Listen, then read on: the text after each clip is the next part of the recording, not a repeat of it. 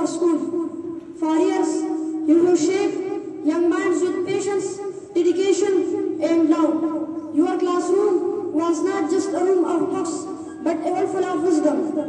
Where knowledge breathed and character was born. You taught us difference between right and wrong, the power of honesty and the strength of hard work. Your kind words, your encouraging smile, and your strict discipline each had a lesson hidden in it.